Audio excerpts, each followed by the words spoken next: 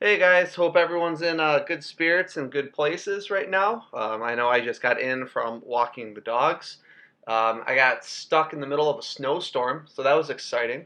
I left my house and it was sunny and not a cloud in the sky, and then all of a sudden, 10 minutes later, I'm in the midst of a snowstorm. So, needless to say, Rosie and Rain, they were loving it. Mr. D, not so much. All right, guys, so the next thing that we're going to look at is we're bouncing around the globe a little bit, and we're going to spend some time in Latin America and understand what was going on in this region after World War II. In order to truly understand what happened in Latin America during the 20th century, we have to do a little bit of backtracking and understand what the Latin American people were facing during this push for nationalism and this push for independence. So, guys, we're going back all the way to that time of Simon Bolivar, the Creoles, and the independence movements that we saw in the early 1800s. You got to remember, Latin America, for hundreds of years, they functioned as colonies. So as a result of functioning as a colony, remember, all the raw materials and natural resources are being pulled out of that country. And it's solely going to the mother country, to the Europeans, for their benefit. So economically, the Latin American countries were already at a disadvantage because of colonialism. When we think politically, we know again that the Latin American countries, they did not have authority or the ability to govern themselves. They had to listen to what the European countries were telling them. And then socially, we always kind of recognize the fact that there's a lot of division within Latin America, especially the fact that class struggles, the Creoles, the mestizos, the natives, the slaves, they were all expected to be able to get along, yet each one of them were fighting for a better situation for their group in society. And because of that constant conflict within the social class struggle, it didn't make for very peaceful or cohesive, which this is going to make it very difficult for the Latin American countries to be able to successfully build new independent countries and states.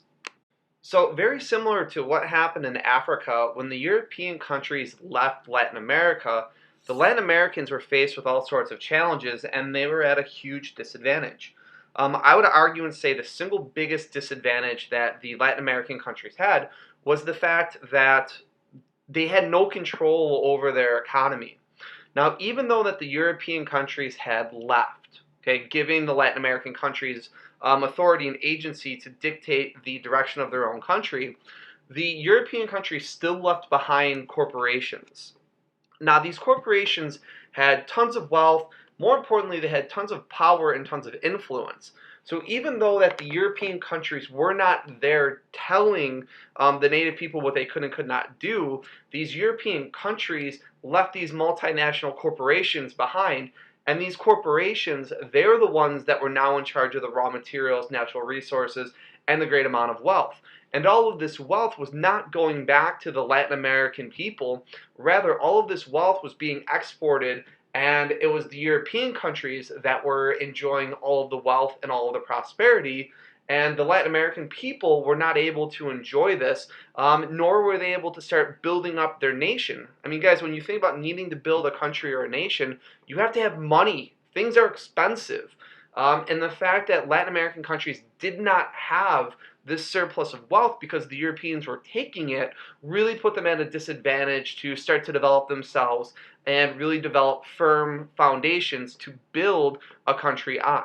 So, guys, as we normally do in class, we're going to break this down politically, socially, and economically, just to try to make some sense of this, and it'll also help you with the assignment. So when we first look politically, again, it's very similar to what happened in Africa, is that when the Europeans left, there really was this question of who was going to take charge.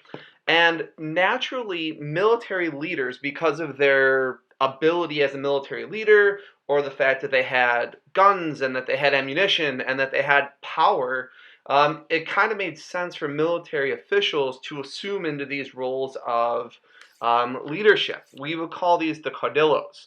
So these caudillos, though, the problem was that they were power hungry. What we find oftentimes is that these military leaders often turned themselves into military dictators And as a result, that they were persecuting anybody that would go against them, that they were trying to figure out how to put themselves in the best position, accumulate the most amount of power and wealth. The idea that they were not allowing free votes and democratic values to um, run rampant simply because that those might challenge their position or their standing. So this emergence of this caudillo class is really a bad thing because it suppressed the values of these democratic revolutions that Simon Bolivar started, a couple hundred years ago. You also look at the Creoles. When you start to see a revolution, guys, it's very difficult for the lower class to do it by themselves. They need help. But the Creoles, they were looking out for themselves, trying to put themselves in the best social status or position that they could. So as a result of their desire or positioning of themselves in the socioeconomic ladder in these new countries, oftentimes the lower class fell to the wayside simply because of their standing, the fact they had no money and they had no power. And another thing that we look at too is politically the fact that these new emerging countries, they really had no voice with foreign affairs. The fact that they had relatively small militaries really showed that they couldn't step up to the big European countries or to the United States because those countries would have crushed them in any type of military combat. So as a result, they really were kind of submissive to the whims and desires of these European countries or the United States, and these world powers definitely took advantage in Latin America. So, guys, when we look at the development of Latin America, we constantly look at the impact of foreign countries interfering with the development of Latin American countries. And unfortunately, one of the biggest culprits in this is the United States. The United States is constantly getting involved in Latin American affairs really throughout history. I mean, we had the Monroe Doctrine, which told European countries to stay out of out of the Western Hemisphere. You have the Roosevelt Corollary, which again was telling European countries stay out of the Western Hemisphere.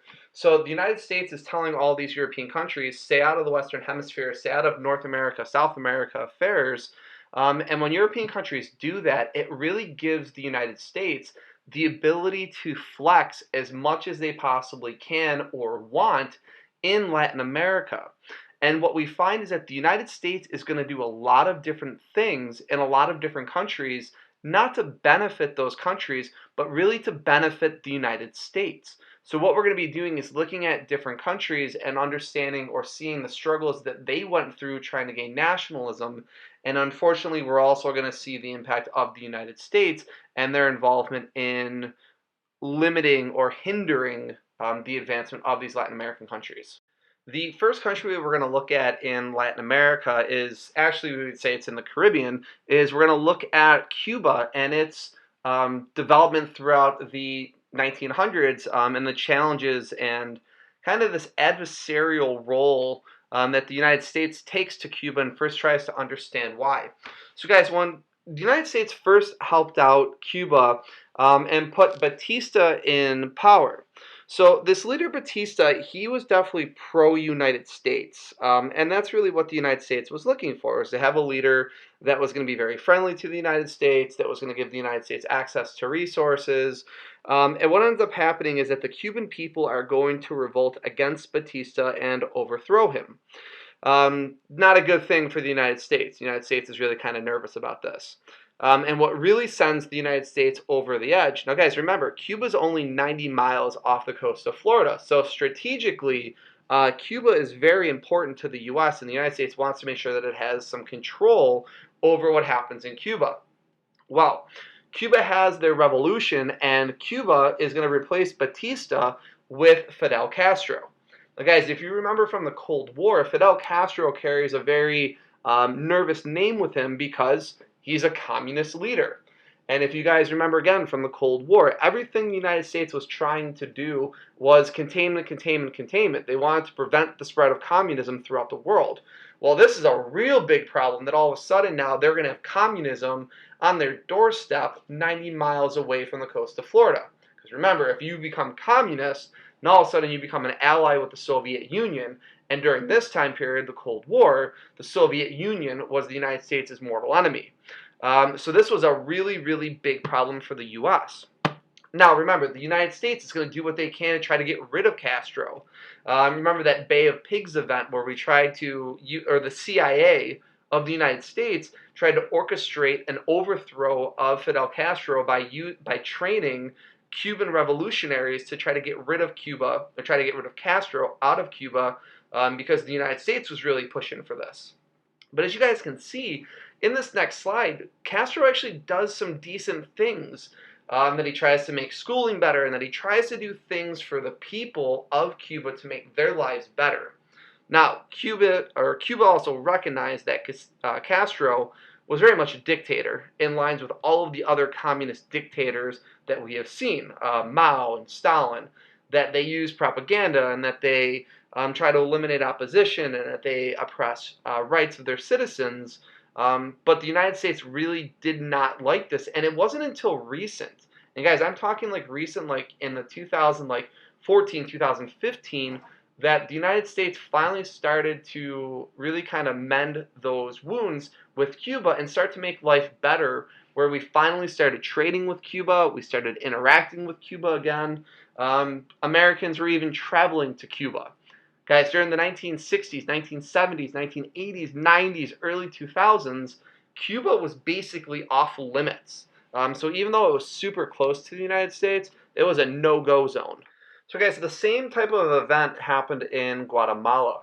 What happened with Guatemala is that the people wanted to rebel again against the government, that they felt their established government wasn't treating them fairly. And they were right. In this situation, again, the Guatemalan government was completely beneficial to the United States. So they're going to start a revolution through the late 1940s and early 1950s to overthrow the government and try to change this out. So we look at this as being the Guatemalan Revolution. And when we think about why the United States gets involved in this, the United States is going to go down and they're going to claim that this revolution had communist implications. And of course, any time that the United States wanted to get involved in anything, you threw the term of, well, they could become communist, and then all of a sudden everything became okay. As long as you said that we're going to invade this country, or we're going to overthrow this leader, or we're going to replace this government because it could potentially prevent the spread of communism, everybody was like, oh, okay, do whatever you got to do. Let's just make sure that it doesn't become communist, and who the heck cares with whatever happens to the people of that country. Guys, this is crazy. So the United States had huge, huge amounts of land. We're talking hundreds of acres of land that were used to grow fruit. Yes, I'm talking fruit. Like, think about a banana, okay? And what happened was the Guatemalan people were commandeering or taking that land away from these United States corporations. Go figure. Native people wanted control of the land in their own country. But the United States was like, dude, we really need bananas. So as a result, the CIA gets involved, helps orchestrate a government transition that, again, puts a pro-American, mean dictator into power that's going to benefit the United States, and it hurts the Guatemalan people. So guys, when we look and we talk about like the villains of colonialism, and we talk about like how bad and how awful the Europeans were in Africa, the United States is pretty bad in Latin America getting involved, because again, the United States is solely focused on its own benefit and not actually doing anything to help the people of these Latin American countries. So as we start to move through the rest of the Latin American countries, guys, you're going to start to identify kind of a repetitious theme to this. And I apologize if you're going to start to say, like, Donnelly, we've heard this already. Unfortunately, though, it's a constant retelling of what happened. So in Brazil, we have the same thing. Again, it's a huge European presence. They're really based on just a couple of major cash crops that they have to be able to sell. Now, what we find is that, again, you're going to start to see a huge socioeconomic gap between the rich and the poor. And what happens now is that the very rich and the very powerful in these Latin American countries they're going to start going against each other, trying to fight for power, whether they're trying to take over plots of land or they're trying to become government leaders or whatever it is that they're trying to do. There is no cohesiveness. There is no like organized approach to it. Is that all of these individual people that are rich and powerful have their own view or perspective on what they need to do for the country.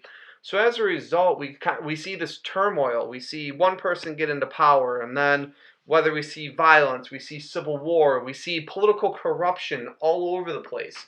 Um, Working with different countries so that they could line their own pockets, these leaders, whether they're hoarding money for themselves and not helping the people. They're giving unfair contracts to family members or whatever it is.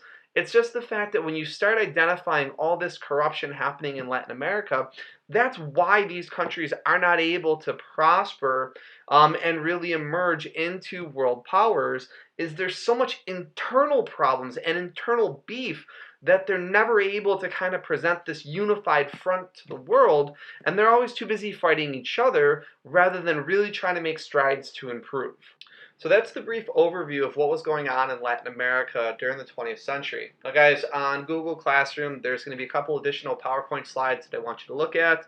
There's going to be an additional reading and the assignment that I'm going to have due for you guys probably Monday or Tuesday, so I'll give you a little bit of time. I know you just finished the genocide assignment, which probably took you a good deal of time, so that's why we'll keep this nice and easy.